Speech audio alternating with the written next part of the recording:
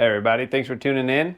Behind me, 2010 Altima, we're gonna be changing the rear brake pads and rotors. Let's get started. First thing we wanna do is jack the vehicle up, put it on jack stands, we'll pull our tire off. What I like to do is take a flat screwdriver, put it in this window, in between the caliper and the rotor, and then we'll pull towards ourselves. There you go, doesn't take a lot of pressure, just constant pressure till it bottoms out. And what that's doing is sucking in the caliper piston and letting us know our slide pins are still good. If our slide pins were seized, we wouldn't be able to do that. And you can see they're moving nice and free. That's excellent. There's a little interesting design. Because of this rod here, we can't take our lower bolt out all the way as is, but I'll show you how we can get it. So first, we'll get our upper. That's a 14 millimeter. Crack that loose. Get it out. Now this bolt is the slide pin all in one, so we'll just slide this whole long thing out. Perfect. Now our bottom will just break loose. We can't get a socket on it, so we'll use our wrench, crack it loose. Might need to use a little hammer. We also can't get a torque wrench on it, so this might be a little tighter than normal if the brakes have been replaced once before. So just give it a little tap. There we go. Just crack it loose. Now we'll slide our whole caliper down. And again, we can't get it out because of this, but this gives us access to our lower caliper bracket bolt. And that's a 19 millimeter. Let's get our top one first, crack it loose. And then our bottom, crack that loose. And we want to get our bottom all the way out. If you have a ratcheting wrench, that would work really good. Eventually, I should be able to get it with my fingers. There we go. So this bolt can come out all the way. We got our top one, that can start coming out. And because our bracket can now pivot, now we can get this bolt out all the way. There we go, and we can clear that rod. Perfect, and we'll just set our caliper aside. On both our slide pins, we'll just wipe them off real good. We'll apply new caliper grease when we install it. Before we take the bracket off all the way, we'll get our pads out.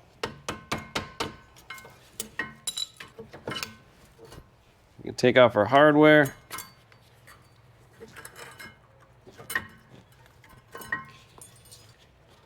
All right, it comes out and the bracket comes out. Let's get our rotor off. Should be able to just tap on it.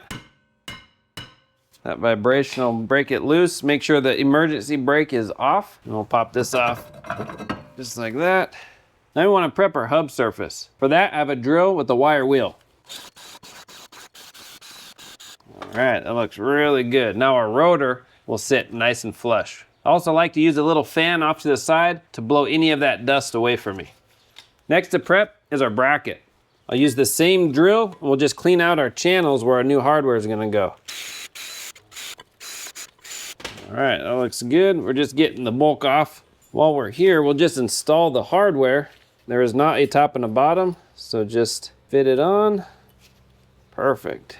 We'll do that to this, just until it seats all the way in. There we go. Push it in. Nice, our bracket is ready. Now let's prep our new rotor. Because brake clean is such a powerful solvent, I like doing this outside in a well-ventilated area. There's a protective coating on our rotor for storage, so we'll just take some brake clean, spray our rotor, and wipe it off. Flip it over, do the same thing.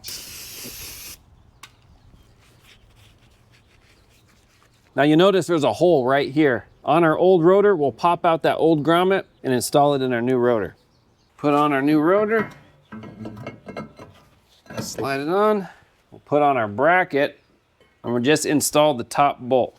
Just gonna snug it all the way down and leave it loose by a few threads. Throw our new pads on, just slide in their channel. And the inner pad has the wear indicator on the top. For our bottom slide pin, we'll install new caliper grease. And it's important that this grease is made for calipers and not a regular petroleum grease. It takes special grease, so we'll just put that on. Nice. We'll get our caliper, we'll slide this over, just like that.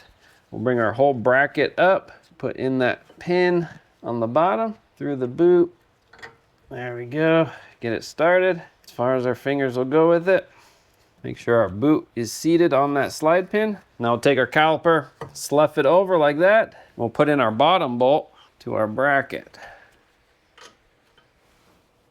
Not too bad, you just have to know the order of operation. Our big bracket bolts are 62 foot-pounds. Now we can't get the bottom one, so we'll just have to guess.